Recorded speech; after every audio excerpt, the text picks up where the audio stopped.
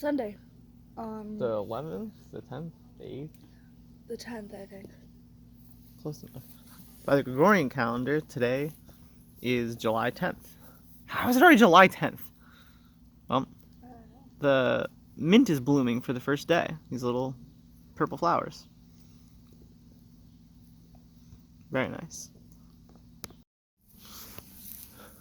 Yeah, I think those are hostas. Wow. These are so beautiful. I didn't know that they looked like that.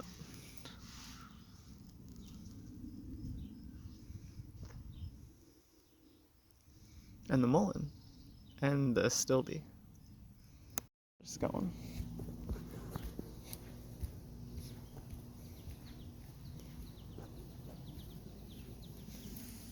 Yeah.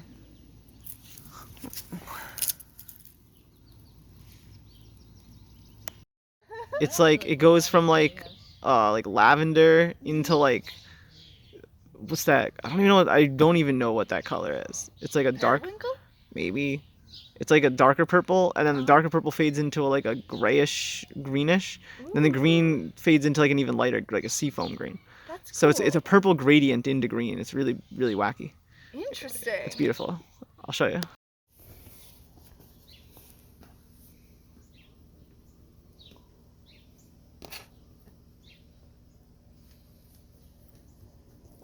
This new tattoo of a cadabra on my leg. And a cadabra, so I'll tell you what it is. Oh wait, you did tell me about it. I thought so. It's a Pokemon. Yeah, the shiny cadabra. Yeah. Yeah. Yeah, you're telling me that it was like a super rare one, and that like. Yeah, I'm gonna look up the odds. I'm about to look up the odds. You should start with a one-color deck, or maybe a two-color deck if you want to play a little more advanced. And I heard that, and I thought to myself, so you're telling me that if I add one color, it means that I'm more advanced? Fuck you, I'll start with all 5. And that's what I did. And I played the most complicated deck, and I didn't know the rules, and no one knew what the hell we were doing. That's very funny. It really was. And like, it was another like 4.5, 5 years. So my first tournament that I went to, like sanctioned tournament, they were like, yeah, you're not allowed to play, you don't have a number, and it's an official tournament, and you can't just join off the street. Like, you can't sign up for a number today, and you have to wait 1 week. It's just part of the game. And I was like, okay. So next week I go back, and I had a deck, and I entered the tournament, and very, very first time that I play a spell, and like, I'm still learning the rules at this point, so like, the very first time that I go, this kid just like looked at me, and he's like, I'm really sorry. It's just like, the way he said it, like, he was like an older kid, and I was like 13 or 12. And he just looks at me and he says, I'm really sorry. And he just raises his hand quietly, and the judge comes over, and he just looked at me, he shook his head, he's like, listen. He's like, unfortunately, we have to disqualify you from the entire tournament, and you won't be able to re-enter. And he's like, and I know that that's going to hurt. And he's like, and here's why. He's like, the card that you just played is disqualified. He's like, what we're going to let you do, he's like, we're going to let you swap that card out. And he like looked through my deck, and he's like, there's nothing we can do because the bracket has already started, and we can't let you full deck switch. And your deck is disqualified. Like, if it was just that one card, it'd be fine. It's like, okay, it's an accident, whatever, move on. But he's like, unfortunately, it's your whole deck. You can't play. Because it's like, he said it's out of rotation. And I thought that was the coolest thing I'd ever heard. I was like, wait a minute. So I'm losing this tournament on a technicality, and I'm not even allowed to play? That's hardcore. And I fell in love with the game after that. Wow. It was so much power. I was like, whoa. And yeah, it's because they force you to buy new cards by rotating, and it's good for the game, it's healthy. Because otherwise the same things would go stagnant. And so in the week that I had entered, it would have been fine, and someone had looked through my deck and affirmed that it was fine. But literally the week after where I showed back up, it had rotated out. And I was like, I was shaking my fist, I was like, this is some more bullshit. And then it was the Kamigawa block, and that was the coolest block. I played 5-color artifacts called Sunburst deck, and everyone fucking hated me for it. They hated it because they were like, this is broken. And they were sort of right. But it wasn't broken. Like, it was during a time when the set itself, it didn't power creep on purpose. It just mechanically was so exploitable in a way that it was untested and uncharted, that when it came to fruition that the cards hit the masses, people built these lopsided decks that had only 2 prevailing archetypes. One was Affinity Artifact, which was like, for every artifact that you control, artifacts cost 1 less to cast, which is broken. It is broken. And then there was a couple other cards that were also pretty broken. And so people were spending like thousands of dollars on this. And I had like no money. So all my decks sucked for the first like 5 years of playing it. And then I got back into it when I was in like high school, and I started building I started realizing that I was a pretty good deck builder. And then like it was probably like maybe like 3 full years after that me and Nick realized that like we were really in contendership for being, not me because I have ADHD and I don't analyze and keep the board state in my mind. I juggle rapidly different scenarios. And then I look at the board in real time and I decide strategically about 1,000 times. Like I look at it, I decide, I look at it, I decide. And so for me, it's like I'm waiting for things to happen as a real-time strategy, and the game just isn't played that way. And so I get bored with it. So I'm not a great player. But Nick was a really good player. Yeah. And so I would build decks and he would pilot them. So would this kid Klein. And one time, only one time, we won a tournament with one of the decks that I built because one guy let us borrow 4 really expensive cards that like the deck needed to have the engine, which is why the cards were so expensive because a lot of people ran the same engine. Yeah. But we built it was another 5-color deck, and I was so proud of myself because I was like, I finally did it. I built another 5-color deck that won a tournament. But I never got to win it myself. But it was a winning deck that I created. That's very cool. There was also another 5-color deck that I did not create and did not ever have enough money to fight that I hated going against because I always played the like, it was outclassed, but an underdog. I was playing Black Red Burn and Hand Attack Madness, which is like, you don't let the other player engage with the game. It's really obnoxious because they're like, I got all these plans, and you're like, cool, discard 2 cards. And then they just have to sit there and watch you play solitaire. And I was playing with that emotively to piss people off. I'd be like, how many cards you got in hand? They'd be like, 3, but I'd be bluffing. It would have nothing. But they would think because, like, game 1, I would have attacked their hand so hard, they'd be, like, traumatized by it. So every time I asked that question, how many cards are in your hand? It's like an open... Finally, people would get pissed. They'd be like, you can see how many I have. And I was like, yeah, but your card's a little shiny on the back. Is it 2 or is it 3? And they would be like, oh, it's 3. And I'd be like, oh, okay, I'll pass this turn then. I got under people's skin there, I really did. You trolled them? Well, like, a little bit. But I try not to piss people off too bad because mostly what I was good at was actually building social cliques, and because I was at the age where I could talk to grown-ass adult men, but I was also at the age where I could talk to little kids, and it wouldn't be creepy. So I was shuffling the trade group between those two, and I was able to get really good exchange rates from the kids and the adults. So I ended up with like a ton of... So one of the things I would do is I would trade for uncommon cards. Nobody trades for uncommon cards. People only really will ever trade for like sets and sequences of uncommon cards or for rare or mythic cards. Like that's what people are trading. I did not care about that. So what I would do is anytime... So I would make trades that I absolutely did not need to make for no other reason than to just gain... what's the word? Perpetuity? That's probably the wrong word. I have no idea what the word is. But I would be trading for... I'd be like, you need to give me your 2 kitchen finks. And that's like... It's like this really, really good card. I would also collect really good commons. And I would also collect rare art that I knew I could retrade later up for rares. And I was pretty good at trading. And so I would like be like, all right, trade me this crap rare, that crap rare, this crap rare, that crap rare. And then I'd go to someone else and I'd have like 5 new crap rares. I'd be trade me this crap rare, that crap rare. And then I'd go back to the first person and be like, how about any of these? And they'd be like, oh yeah, that. I'd be like, okay, that you want. Even though I just went and cross-traded, because people are not good at communication, you know what I mean? And so I would just constantly shuffle the hand of cards I was trading every night. For like, I would try to trade minimum of 20 cards every night. And then I would try to trade as many from what I got back from that as I possibly could. And then when we went home, I would usually be up like $30 or $40, like in monetary just money value. Wow. Very rarely would I go down. Like, very rarely would I go down.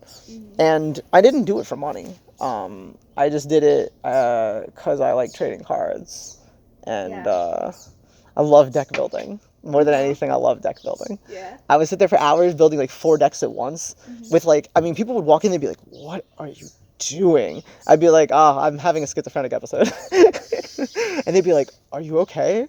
And I'd be like, yeah. Just don't step on the deck. Don't. And they'd be covering the floor, like the entire downstairs. Mm-hmm.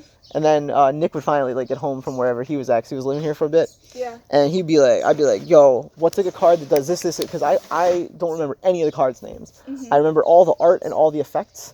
And I shorthand the effects in my head so that I can combo things way better than most people can. Yeah. Like the way that my brain fits the cards together, like it's a physical manifestation of what the game does. So like Nick is very good at remembering the technicalities of the wording. Mm-hmm. So like I'll remember something as, this is the card that literally makes people have to pick 2 cards up off the table. That's hilarious. Whereas Nick will remember it as very specifically like target creature and other target creature are returned to target player's hand. Mm-hmm. I don't care about that. I care about how people have to behave. Mm-hmm. And so together, when we were like making ideas off of each other, mm-hmm. we were the premier deck building group in this entire region up to about Clifton Park. Wow. It was lit. Yeah, people come to us for like, I'd be running like a workshop, and like I was a kid, so I didn't have it in my mind to charge money, which as an adult I would have been giving seminars on this stuff. Yeah. And I've been thinking about getting back into it and like really teaching the nerds like how to pilot your deck, how to have a good mentality and be a warrior, and kind of like try to accept but also surpass yourself, and not be a toxic winner or loser. Yeah. I really want to teach that. I want to teach a bunch of like Magic nerds for money. Yeah. Like, and I think I could be really successful with that, only in a city. Yeah. Because I don't think I could get anyone together outside of a city, and I don't really know if I want to go. So the other thing I was thinking of doing is getting back into it on the internet. Because I think that'd be a good way to make a bunch of nerdy male friends. So I've done that, babe. Yeah. I don't want to do that again. Yeah. Boo. So that's why I don't do it. Yeah.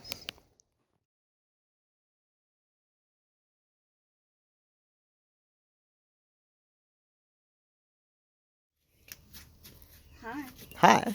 Tell the whole internet, the entire global Krishna consciousness, what you're doing. What you're doing. Making octopus tentacles. Top. These are the pieces of the ones that I just cut. And this is gonna look like this when I sew it. I'm gonna wear it. Yeah, you are. And I'm just going to be making some different sizes now. I think we can still use this somewhere on you, but... That'll be my little tail. No, octopi don't have tails. They have 8 tails.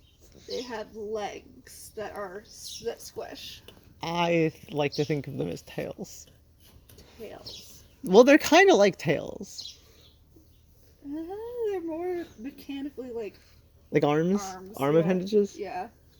I wonder how genetically similar they are to either a tail or an arm. Yeah. Or if they're completely indistinguishable. Yeah. In cephalopod DNA. Yes or no? Yeah. I think they're probably indistinguishable in cephalopod DNA. I think they're their own thing. Cephalopod? Would you an encephalopod? Huh? Would you an encephalopod?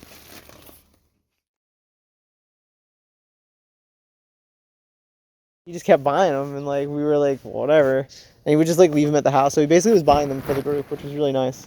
Yeah. And like we got to play a lot of really, really cool matches with that and build some really good decks. I built like really good ones.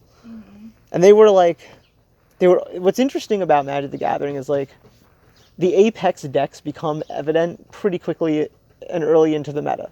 And what happens is that the budgeting centralizes around those, because like anybody who wants to play competitively has to have them.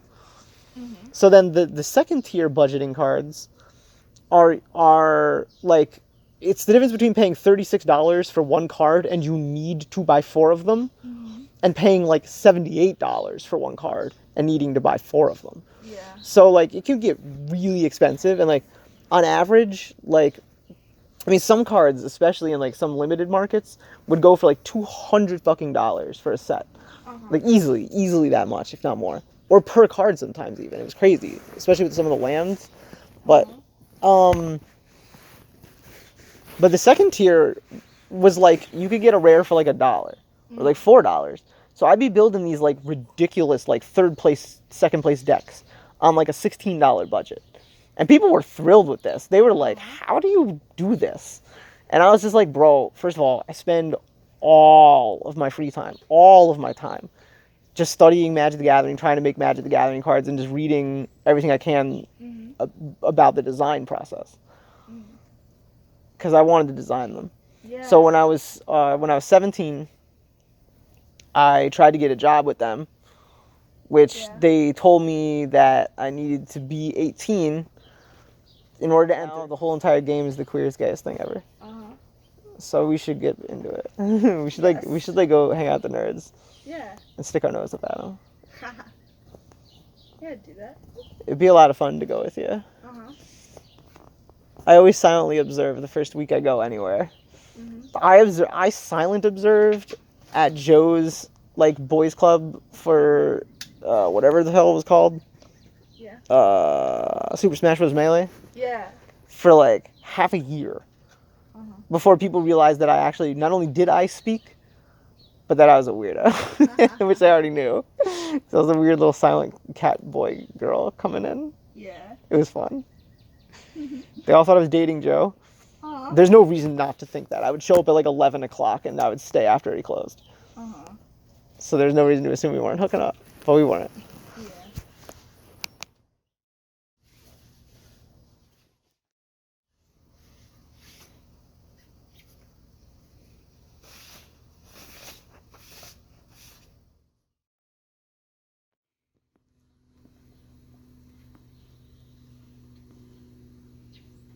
Yeah, I didn't even know that I was competent with sewing or thinking in 3D until I worked on this musical.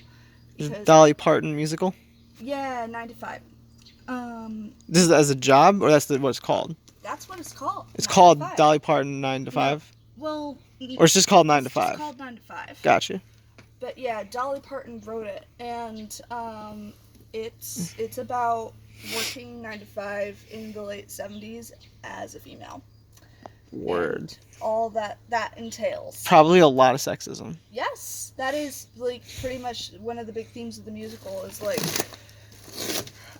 one of the ladies who's featured when the main character is Violet watches her male co-worker get promoted when she's been working there for 25 years. And she trained him.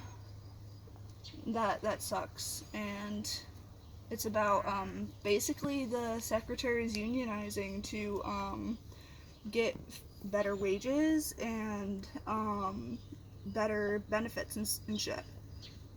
And I enjoyed it, and that I could sew, and that I was competent at that. I didn't use a machine yet, but I became interested in learning how to use one, and I took the class next year. The year after that, my sophomore year, garment and textile, and that's when I learned how to sew. That's pretty cute, dude. Yeah. Did you sew your shirt? This? Yeah. No, I didn't. I got this recently from a maker that I found on Instagram. Yeah. They do kind of like dark fairy core stuff. It is pretty fairy core. Yeah. Peter Pan and the Shinigami. Yeah, and this is like a one-of-a-kind thing. She upcycles it. Oh, he's still. He's on the fence. Yeah. Oh my God! Look at him. He's pecking the fence. That's so funny. So cute.